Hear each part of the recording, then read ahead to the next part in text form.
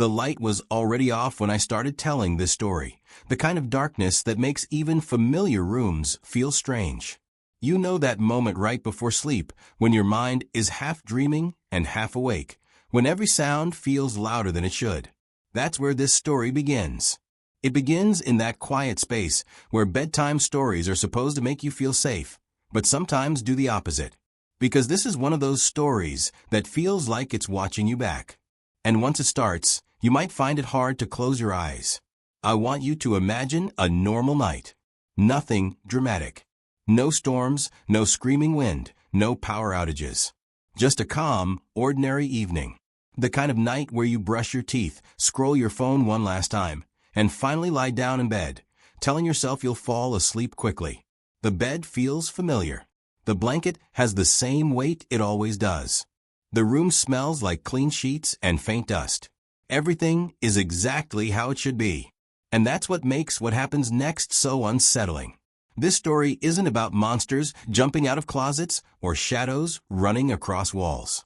It's about the quiet fear, the slow fear, the kind that crawls into your thoughts and refuses to leave.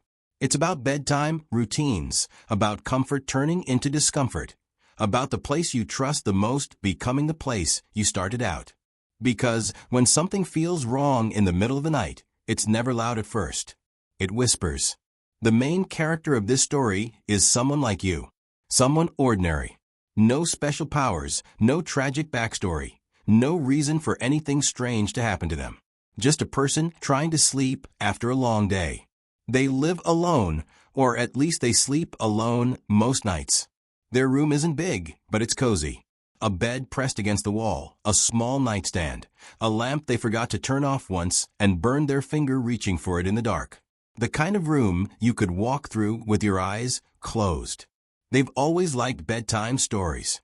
Even as an adult, there's something comforting about hearing a calm voice tell a story before sleep. Sometimes an audiobook, sometimes a podcast, sometimes just memories of stories they were told as a child. Stories about brave heroes, gentle lessons, or harmless mysteries. Nothing scary. Nothing that would make their heart beat faster. At least, that's what they thought they liked. That night, they choose a bedtime story without thinking much about it. The title seems harmless enough, maybe even cozy. Something that promises relaxation, soft words, and an easy drift into sleep. They press play, place the phone face down on the nightstand, and turn onto their side. The light goes off. Darkness settles in, thick and quiet.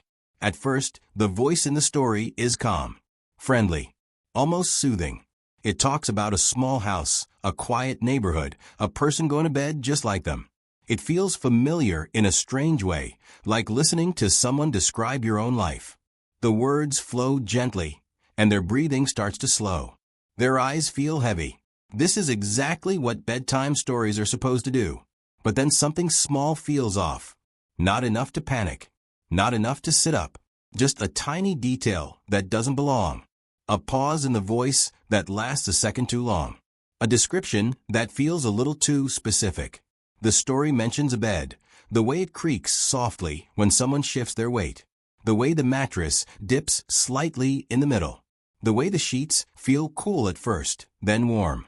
The listener shifts in their own bed and feels the exact same things happening. They tell themselves it's just coincidence. Of course it feels familiar. Beds are beds. Everyone sleeps. Everyone knows these sensations. There's nothing strange about that. Still, their mind doesn't fully relax. As the story continues, the tone changes almost without notice. The voice doesn't get louder or darker, but the words themselves feel heavier. The story talks about lying awake when you should be asleep, about staring into the darkness and feeling like the room is bigger than it was during the day, about hearing the house settle, pipes clicking, wood softly expanding and shrinking, normal sounds that suddenly feel personal, like the house is clearing its throat. The listener hears a faint sound from their own room. Maybe it's the building. Maybe it's the wind. Maybe it's nothing at all. They don't open their eyes. They don't want to break the fragile feeling of almost sleep.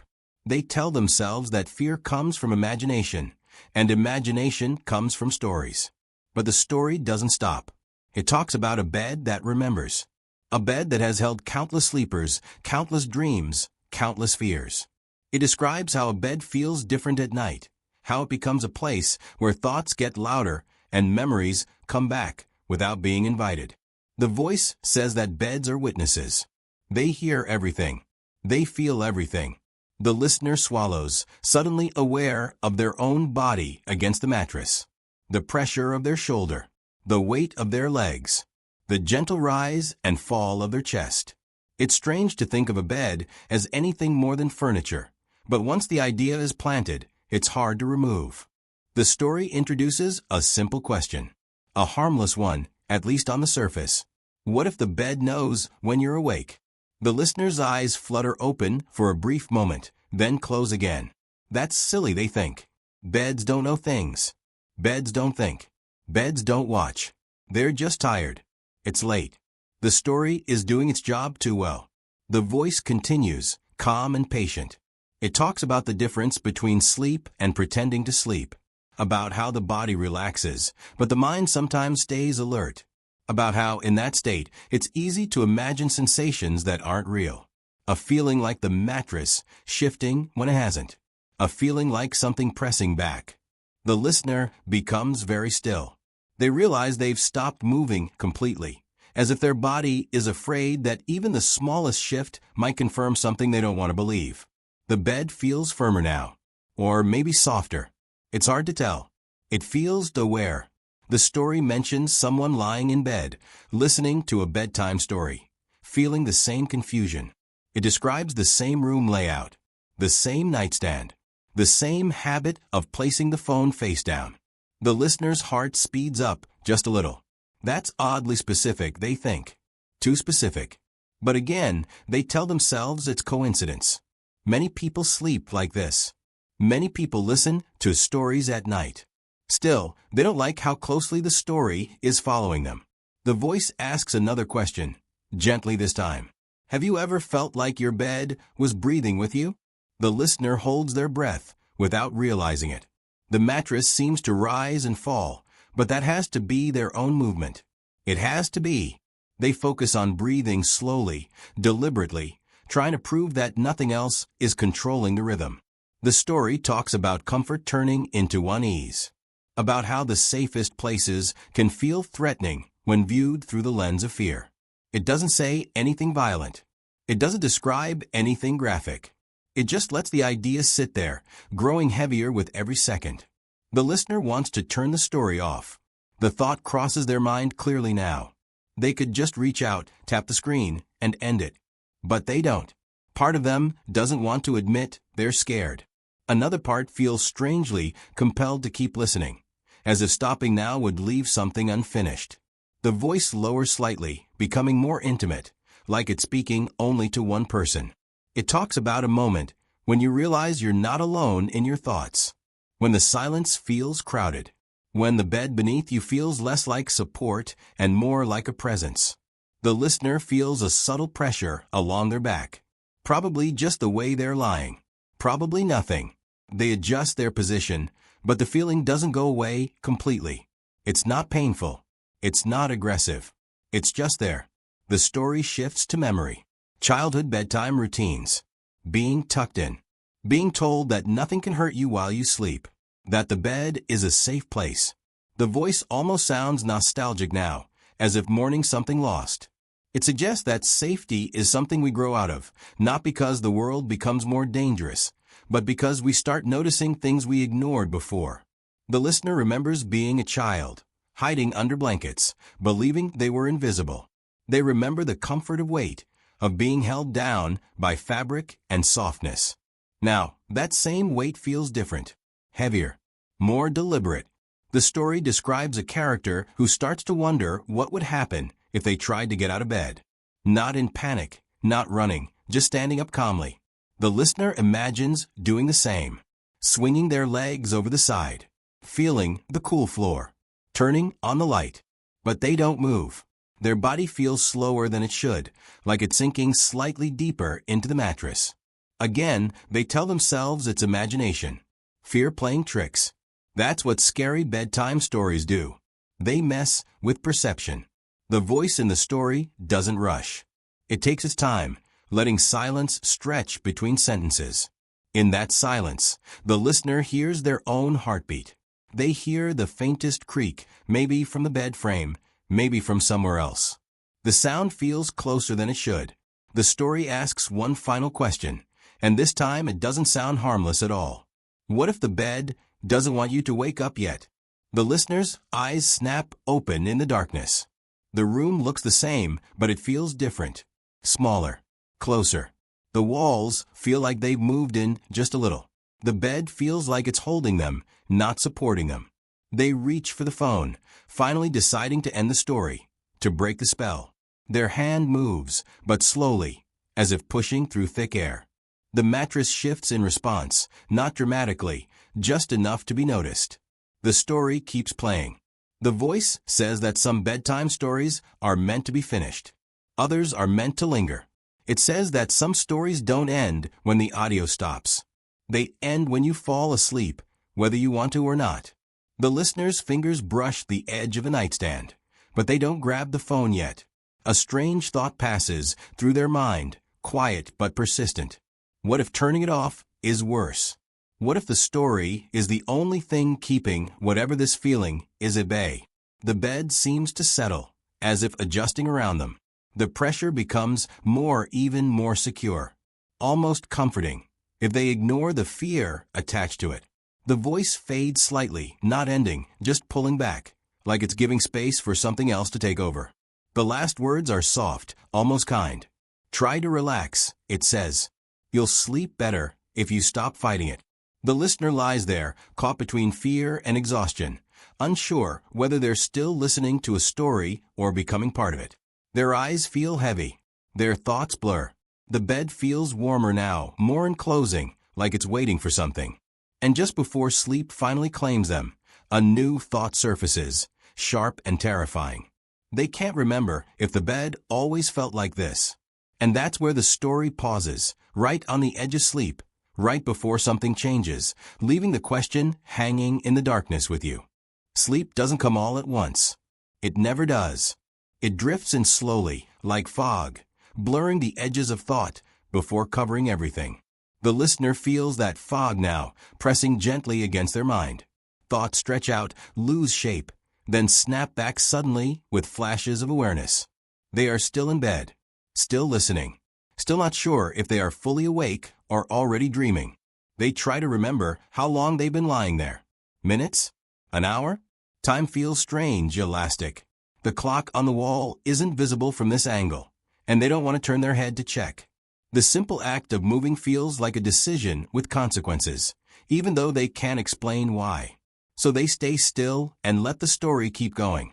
The voice returns, steady and calm, as if nothing unusual has happened. It begins to talk about the past, about how certain places carry memories even when the people are gone. It mentions old houses, worn stairs, creaking floors. It talks about furniture passed down through families, used by people who never met each other, but shared the same quiet moments. Beds, especially, are mentioned again. Beds that have seen sickness and health, fear and comfort, sleepless nights, and deep rest. The listener thinks about their own bed. They didn't buy it new. It came with the apartment, left behind by the previous tenant. At the time, that detail hadn't mattered. A bed is a bed. Clean sheets, a mattress cover, and it's yours. That's what they told themselves. Now, that memory feels heavier. They wonder who slept here before, what kind of nights they had, whether they were good sleepers or restless ones. The story gently fills in details, almost like it's answering questions before they're asked. It talks about a person who moved into a place without knowing much about its history. Someone who needed a fresh start, a quiet space, a normal routine. Someone who didn't ask too many questions because nothing seemed wrong at first. That part feels too familiar. The listener remembers moving in. The relief of having their own space. The first night spent unpacking boxes, exhausted but content. The bed had felt fine then. Comfortable, neutral, just a place to rest. They remember falling asleep quickly that first night. Without dreams, without fear. The voice describes how change doesn't announce itself. It sneaks in. It happens over nights, not days. One restless sleep turns into many. Small sensations begin to stand out. A feeling of being watched that disappears the moment you turn on the light. A sense of pressure that fades by morning. Things that are easy to ignore when you're busy living your life. The listener realizes they've been tired for weeks now. Waking up feeling unrest, even after a full night in bed. Needing more coffee. Losing focus during the day. They had blamed stress, work, screens before sleep. All the usual explanations. They hadn't considered the bed itself as part of the problem. That thought feels unreasonable, yet it refuses to leave. The story shifts to another night, earlier than the one they're in now. It talks about lying awake at 3 a.m., staring at the ceiling, listening to silence. About noticing how the bed feels different when you're awake in the middle of the night. Heavier, warmer, like it's holding on to the heat of your body instead of letting it go. The listener swallows again. The warmth around them feels deeper now, less like blankets and more like something underneath. They try to stretch a foot just to remind themselves they can move. The movement is small, but the mattress responds in a way that feels delayed, as if it's catching up to them rather than moving with them. The voice continues unbothered. It talks about research, about how scientists say the brain is especially suggestible when you're tired. How fear feels more real in the dark. How the line between reality and imagination becomes thin when you're half asleep. The words sound logical, reassuring, almost comforting. They offer an explanation that makes the listener want to relax. But then the story adds something else. It suggests that sometimes the brain notices things before the conscious mind does. That instincts don't always come with clear reasons. That discomfort can exist without proof. The voice says that just because something can't be explained doesn't mean it isn't happening. The listener's breathing becomes shallow again. They focus on slowing it, counting in their head. In, out, in, out. The bed seems to match the rhythm, or maybe it's the other way around. They can't tell anymore. The story introduces another detail from the past. It talks about the previous person who slept in this bed. Not by name, just as a presence. Someone who also listened to stories at night. Someone who struggled with sleep, who lay awake feeling watched, feeling held.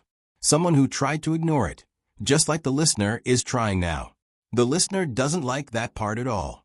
They think about asking who that person was, even though they know the story won't answer. They think about the landlord, about whether anyone ever mentioned strange things about this apartment. They remember casual comments from neighbors about thin walls, old buildings, weird noises at night. Things they laughed off at the time. The voice slows down again, spacing words carefully. It talks about how fear changes behavior. How the person in the story stopped sleeping on one side of the bed. How they avoided lying flat on their back. How they began curling inward, instinctively making themselves smaller. The listener realizes they're doing the same thing right now. Knees slightly drawn up, arms close to their chest. The bed feels closer because of it. The story doesn't describe anything violent or graphic. It doesn't need to.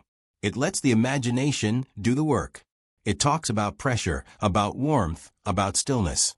About the way the bed seems to respond differently when the person is awake versus when they're asleep. The listener wonders what happens when they finally do fall asleep. The thought brings a spike of fear that jolts them more awake than they've been in a while. Sleep suddenly feels like surrender, not rest. The voice mentions that the person in the story tried to stay awake on purpose one night. They kept their eyes open, counted seconds, repeated their name in their head. They wanted to prove they were in control. They wanted to catch the bed, doing whatever it was doing. The listener considers doing the same, staying awake, fighting the pull of exhaustion. But their eyelids feel heavy, like gravity has increased just for them. The bed feels steady and patient beneath them, as if it has all the time in the world. The story hints that the person failed.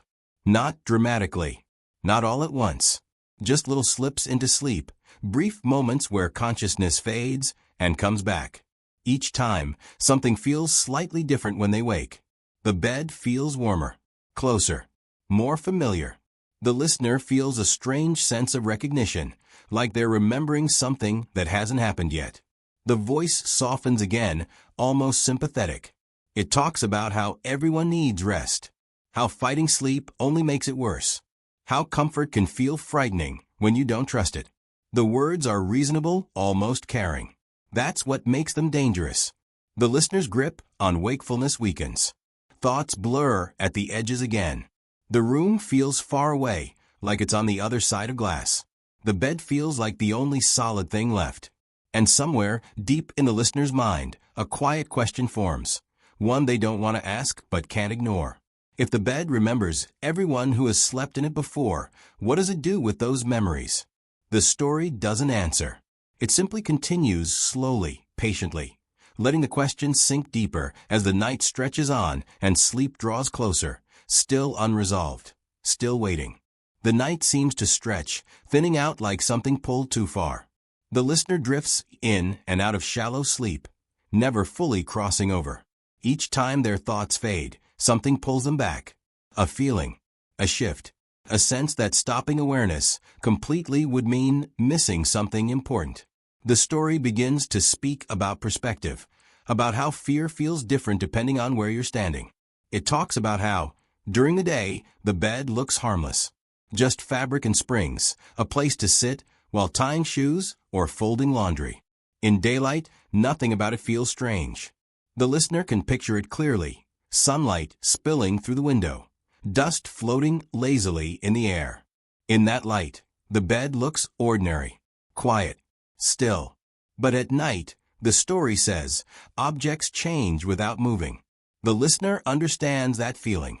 The room around them feels altered now, even though they know nothing has physically changed. The corners seem darker. The space under the bed feels deeper, less defined. They resist the urge to glance down there, even though they're not sure what they're afraid of seeing. The voice introduces another angle, another presence, not something supernatural, just another human perspective. It talks about the neighbor next door, someone who works late hours and hears things through the walls at night. Soft sounds, not voices, just movement. A bed creaking at odd times, as if someone is shifting when they shouldn't be. The neighbor never complains. Old buildings make noise. That's normal. But the listener can't stop thinking about that. About sound traveling through thin walls. About someone else being aware, even vaguely, of what happens here at night. The idea of being noticed makes their skin prickle, even though no one is watching them directly. The story shifts again, now focusing inward. It talks about the listener's own body, though it never calls it that. It talks about how the body learns patterns faster than the mind, how muscles remember positions, how skin notices pressure and temperature changes even when thoughts are distracted. The listener becomes acutely aware of every point of contact with the bed, their shoulder, their hip, the back of their head sinking slightly into the pillow. The mattress feels uneven now, subtly reshaped around them, like it has memorized their outline. That thought feels intimate in a way they don't like. The voice says that the person in the story started keeping a sleep journal, writing down how they felt in the morning, trying to make sense of the nights. Words like heavy, close, and warm appeared again and again. Nothing dramatic. Nothing that would alarm a doctor or a friend. Just discomfort that couldn't be pinned down. The listener remembers mornings like that. Waking up with vague unease, unable to explain why. Feeling relieved to be out of bed, only to feel drawn back to it by exhaustion hours later. A cycle that never quite broke. The story suggests that the bed became part of that cycle. Not as an enemy, not as a threat, but as something with its own quiet influence. Something that offered rest, but demanded stillness. The listener doesn't like how neutral that sounds. Neutral feels more unsettling than hostile. Another perspective emerges, this time from memory. Childhood again, but different now. The story talks about being sick as a child, stuck in bed for days. How the bed became the whole world. How comfort and confinement blurred together. How safety and helplessness felt strangely similar. The listener hadn't thought about that in years, but now the memory surfaces clearly. The smell of medicine. The weight of blankets. The feeling of being unable to leave even if they wanted to. Their chest tightens at the comparison. The voice doesn't rush. It allows pauses to linger, giving space for thoughts to echo. It talks about how the person in the story started avoiding bedtime, staying up later and later, scrolling through their phone, watching videos just to delay lying down. The listener feels seen again. That's been their habit too. Anything to avoid the moment when the lights go out and the room goes quiet. The story points out the irony of that.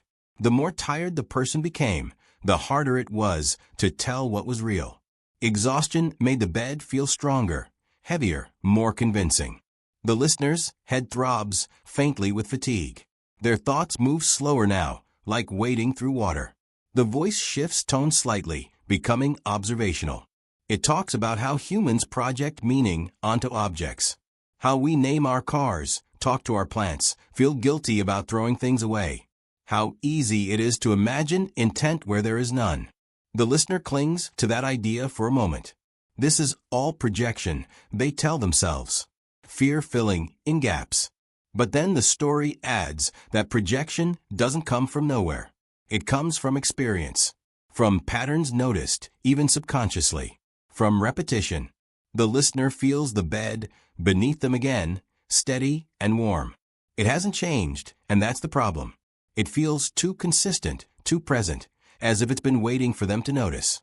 The story briefly mentions the landlord now, casually, almost as an aside. A comment about how the previous tenant left in a hurry. No explanation.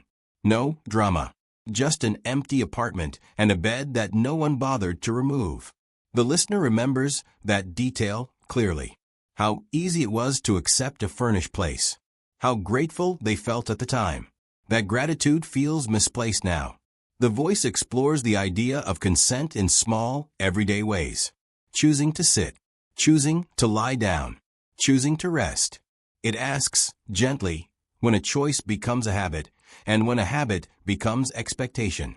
The listener realizes how automatic bedtime has been. How rarely they question it. You get tired. You lie down. You sleep. That's the order of things. What if something else expects that too? The listener's hand twitches again, the desire to move growing stronger. They flex their fingers, testing themselves. The bed responds with a subtle shift, not resisting, just adjusting. The sensation makes their stomach twist. The story talks about resistance, about how the person in the story tried changing the bed. New sheets, new pillows, even a new mattress topper. Small acts of control, small comforts. None of it changed the feeling underneath. The listener remembers buying new sheets recently, telling themselves it would help them sleep better. It didn't. The voice returns to the present moment, though it never names it. It talks about lying awake, listening, feeling the weight of tiredness and fear pulling in opposite directions. It describes the moment when you realize that staying awake forever isn't possible, no matter how hard you try. The listener's eyes burn with exhaustion now. Blinks last longer than they should. Thoughts dissolve mid-sentence. The bed feels steady, supportive, almost reassuring. That reassurance scares them more than anything else so far. The story suggests that maybe the bed isn't doing anything at all. Maybe it's just there, waiting, while the human mind does the rest. That idea lingers, uncomfortable and unresolved. If nothing is happening, then why does it feel like this? And if something is happening, why can't it be clearly seen? The listener feels caught between those possibilities, unable to choose one. The voice lowers again, becoming intimate, like a whisper meant only for someone lying awake in the dark. It talks about how some conflicts aren't battles. They're negotiations. Quiet ones. Slow ones.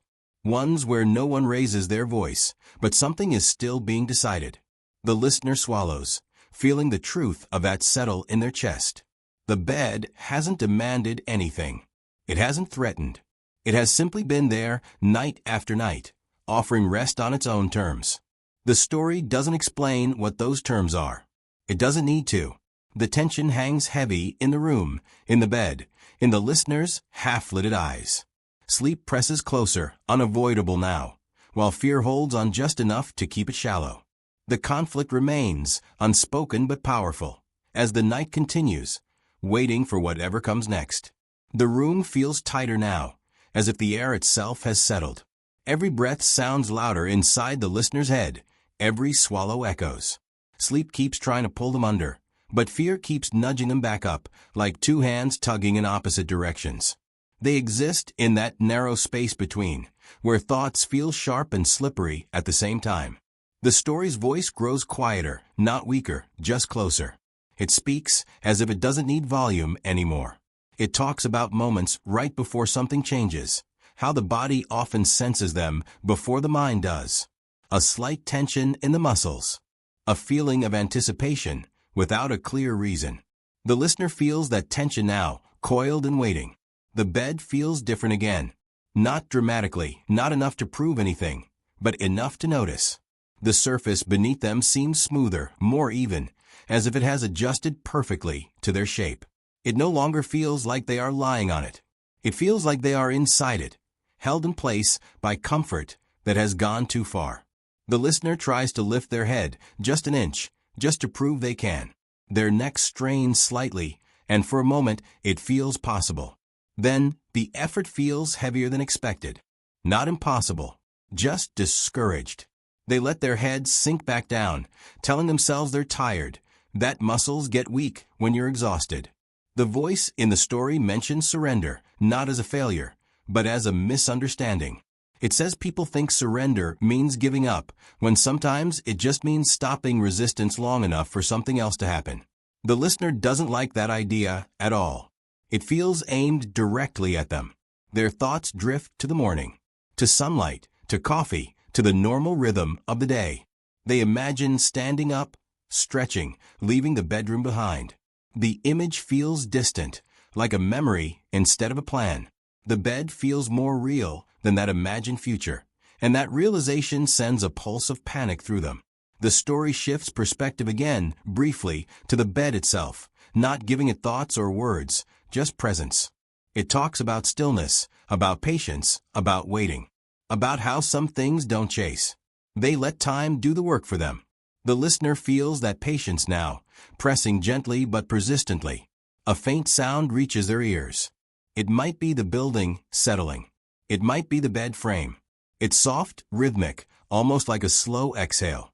The listener freezes, afraid to move, afraid to confirm what they're hearing. Silence follows, thick and heavy. The voice continues, describing the moment when the person in the story realized they hadn't shifted positions in a long time. How their body felt settled in a way that went beyond relaxation. The listener realizes the same thing with a jolt. They can't remember the last time they moved their legs. They try to focus on their feet, on wiggling their toes. The command feels delayed, like it has to travel too far. When the movement finally happens, it's small and weak. The bed responds instantly, adjusting, closing around the movement, as if to keep everything in place. Fear spikes sharper now, cutting through the fog of sleep. The listener's heart pounds, sending warmth through their chest and limbs. They tell themselves to sit up, to force their body into action. Adrenaline should help. It always does. But the bed feels steady, grounding, almost soothing in response to the sudden tension. The contrast is unsettling. Comfort shouldn't answer fear. It shouldn't adapt to it. The story talks about control, about how humans like to believe they have it simply because they make choices. It asks what happens when those choices become predictable, when something else learns the pattern. The listener thinks about every night they've come back to this bed, no matter how uneasy they felt, how exhaustion always won. The voice lowers further, almost a whisper now. It talks about the final moments before sleep, when the brain shuts down unnecessary signals. Muscles relax. Awareness narrows. The listener feels that process starting against their will. Their arms feel heavy. Their jaw unclenches. Panic flickers, then dulls, like a warning light losing power. They reach for the phone again, desperate now. Their hand lifts slightly, trembling. The nightstand feels farther away than it should. The distance seems unreasonable. Their fingers brush the edge, then slip. The effort drains them more than it should have. The bed feels warm along their sides, not hot, just deeply warm, like being wrapped in too many blankets. The pressure increases just enough to be noticed, then stops, as if testing a boundary. The story mentions a choice, though it doesn't name it. It talks about the moment when staying awake hurts more than letting go, when fear becomes exhausting, when rest starts to feel like relief again, even if it's laced with doubt. The listener's thoughts slow, dragged downward by tiredness. Fear is still there, but it feels distant, muted, like it's happening to someone else. The bed feels incredibly comfortable now, perfectly shaped, perfectly still. The voice speaks one more time, clear and close, filling the listener's awareness completely. It says that every climax begins quietly, that the loud part comes later, if it comes at all. Sometimes the most important moment is the one where nothing seems to happen. The listener's eyes flutter. The room fades at the edges. The bed feels like the only thing left, solid and undeniable. A final spark of resistance flares, weak but present, as they wonder if this is the moment they should fight hardest. And just as sleep begins to close in, just as the bed feels like it's settling into something final, the story pauses on that edge, holding the listener there, suspended between waking and whatever comes next. The pause feels intentional this time, not like a buffering silence or a natural break in the story. It feels watched. The listener hovers on the edge of sleep, aware enough to notice that the voice hasn't returned yet, aware enough to feel the bed holding its shape perfectly around them. Their breathing is slow now, almost too slow, as if something else has decided the pace. Then the voice comes back, but it's different. Not louder, not darker, just closer in a way that makes the listener's skin prickle. It no longer sounds like it's coming from the phone on the nightstand. It sounds like it's coming from the room itself, from the air above them, from the space just behind their thoughts. The voice starts talking about awareness, about how some people believe they are awake when they are actually dreaming, and others believe they are dreaming when they are still awake. It says the difference matters less than people think. The listener tries to pinpoint the sound, tries to turn their head toward the nightstand, but the movement feels unnecessary, almost discouraged, like turning wouldn't answer anything. A new detail enters the story, quietly but unmistakably. The person in the story realizes that the bedtime story they've been listening to isn't playing live. It's not a stream. It was recorded years ago. The voice points this out calmly, like a fact that should have been obvious. Recorded voices don't pause on their own. They don't wait. The listener's heart stutters. They try to remember when the pause started, how long it lasted. The memory feels fuzzy, unreliable. They realize they don't remember pressing play anymore. They don't remember choosing this specific story. They only remember lying down, tired, and wanting sleep. The bed feels heavier at that realization, as if acknowledging it. The voice continues, explaining that some recordings aren't just recordings. Some are layered. Some are edited over time, adjusted for different listeners, different nights. The listener feels a cold ripple move through their chest. That doesn't make sense, they think weakly. That's not how stories work. But the voice doesn't argue. It doesn't need to. It simply keeps speaking.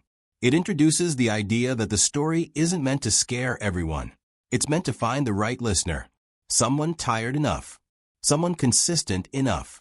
Someone who comes back to the same bed, the same routine, night after night. The listener realizes how predictable they've been. Same bedtime. Same room. Same position. The mattress beneath them subtly tightens its hold, not squeezing, just firming, like hands adjusting their grip to make sure nothing slips. The listener feels a sudden surge of clarity, sharp and painful. They try to sit up again, this time with urgency, pushing against the bed with their elbows. Their upper body lifts slightly before sinking back down, drained instantly, as if the effort has been absorbed. The bed doesn't feel aggressive. It feels efficient. The voice shifts again, now speaking about the bed not as an object, but as a place. A place that has learned.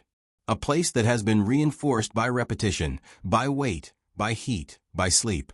The listener realizes with dread that the bed doesn't need thoughts or intent. It only needs patterns. Night after night of the same body returning, trusting it. The story introduces a second layer to the conflict. The bed isn't acting alone. The voice suggests that the story itself plays a role.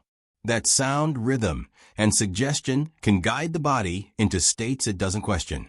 That the voice helps the bed by slowing the mind, softening resistance, blurring awareness. Together, they create the perfect conditions for rest that goes too deep.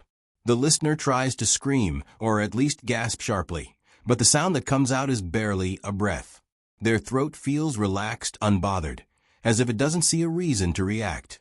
Panic flares again, brighter this time, but it struggles to hold shape. The bed grows warmer along their back and sides, not in waves, just steadily, like a slow closing door. The listener feels the mattress dip slightly around their shoulders, aligning them more comfortably than before. The care in the adjustment feels wrong. The voice mentions another twist, delivered gently.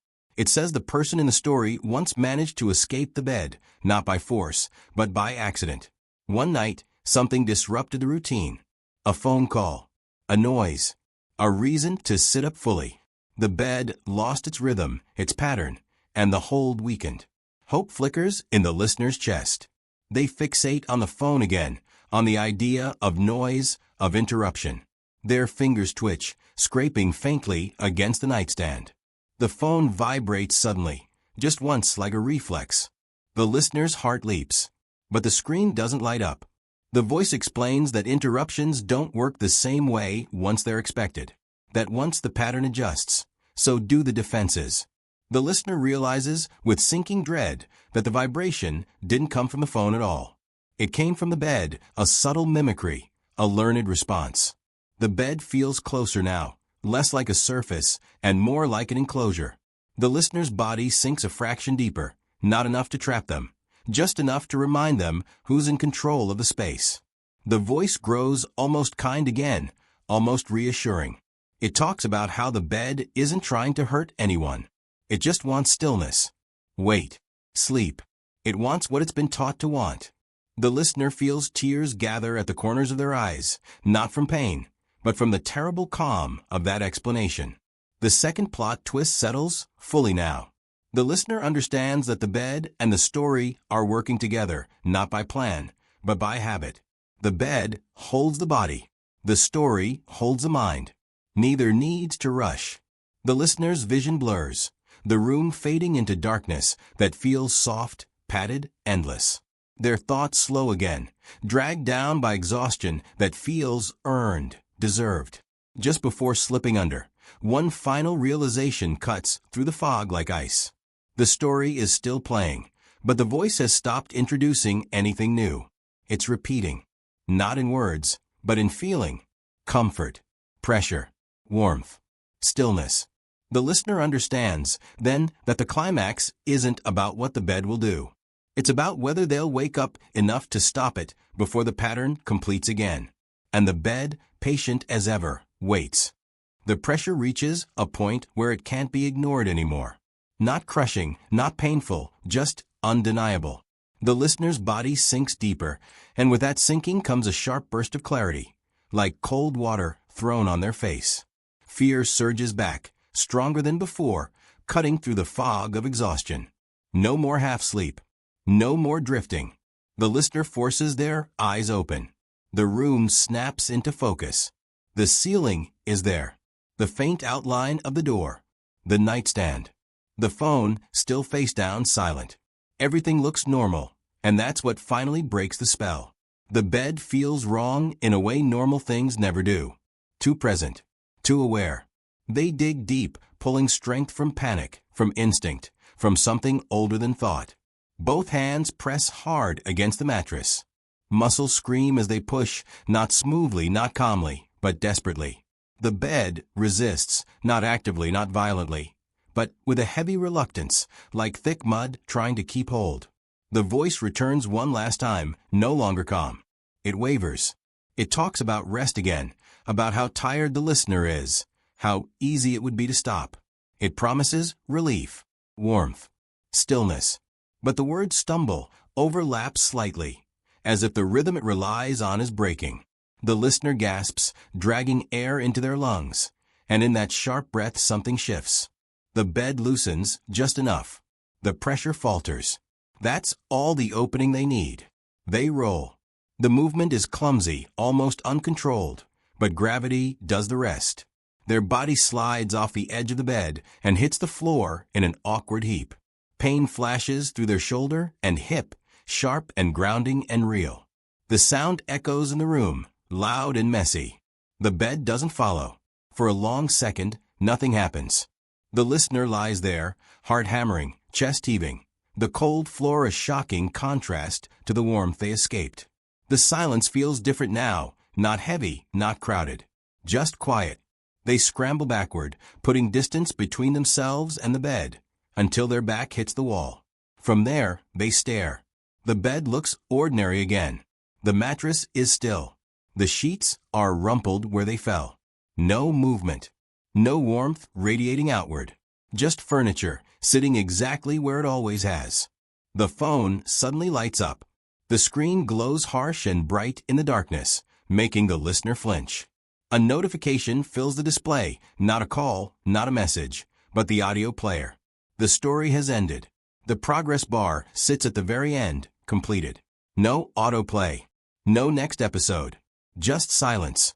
The listener waits, breath held, expecting something else to happen. For the bed to move. For the voice to return. Nothing does. The room remains still, stubbornly normal. Minutes pass. Then more. Slowly, cautiously, the listener stands. Their legs tremble, but they hold. They reach for the lamp and switch it on. Warm light floods the room, pushing shadows back into corners where they belong. The bed doesn't change. Relief crashes over them, so hard it almost makes them dizzy. They laugh once, short and shaky, more like a sob than humor. It worked. Breaking the pattern worked. Awareness. Movement. Noise. The spell, whatever it was, needed stillness to survive. They don't get back into bed. They grab a blanket from the closet and sit on the couch instead. Lights on, TV murmuring softly for background noise. Sleep eventually comes, shallow but real, without dreams. Morning arrives like a promise kept. Sunlight fills the apartment. The fear from the night feels distant now, unreal, like something exaggerated by darkness and exhaustion. In daylight, the bed looks harmless again. The listener even feels a flicker of embarrassment for how terrified they were. Still, they decide not to sleep there again. Just in case. They strip the sheets, drag the mattress upright, and call the landlord. The bed will be removed today. No arguments. No delays. As they wait, they scroll through their phone, trying to distract themselves. Their thumb pauses over the audio app, without them meaning it to. Curiosity stirs, cautious but persistent. They check the listening history. The bedtime story isn't listed. Not under recently played. Not under downloads. Not anywhere. Frowning, they search the title manually. This bedtime story is too creepy to stay awake. No results. They try broader keywords. Bedtime story. Sleep story. Creepy sleep audio. Nothing. A chill creeps up their spine, slow and unwelcome. They open the app's system logs, something they've never bothered with before. Buried in the data is a single entry from the night before, an audio file played locally, not streamed, not downloaded. Source unknown. Length variable. The listener locks the phone and sets it down, suddenly very aware of the bed behind them, standing upright against the wall, waiting to be taken away. That night, as the movers carry it out, one of them pauses and frowns. Feels heavier than it should, he mutters. The listener forces a smile and says nothing. Weeks pass. Sleep slowly returns to normal.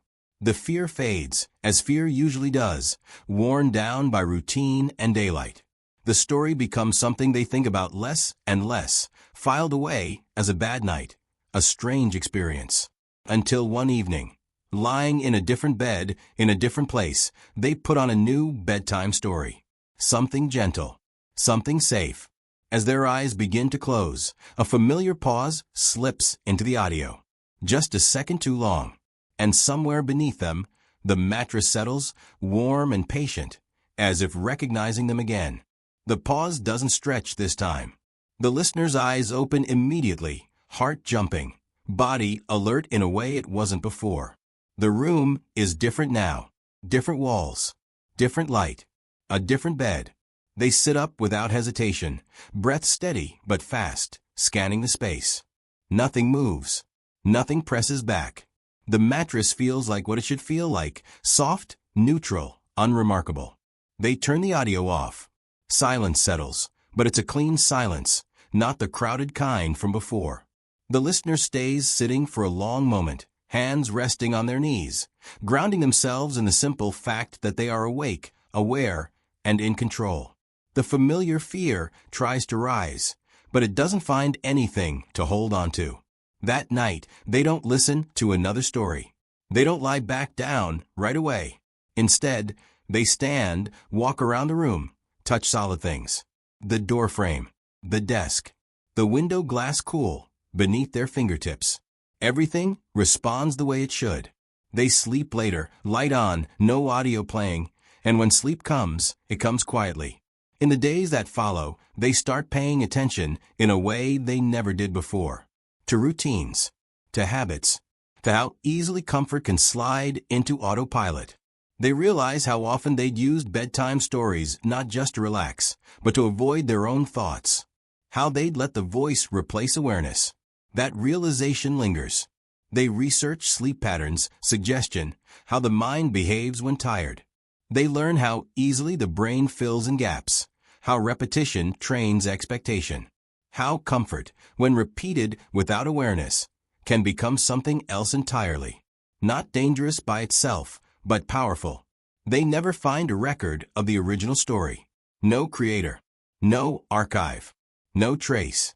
Eventually, they stop looking. Life moves on, as it always does. The listener replaces late-night audio with quieter rituals. Reading a few pages of a book. Stretching. Sitting with their thoughts, even when those thoughts are uncomfortable. Especially then.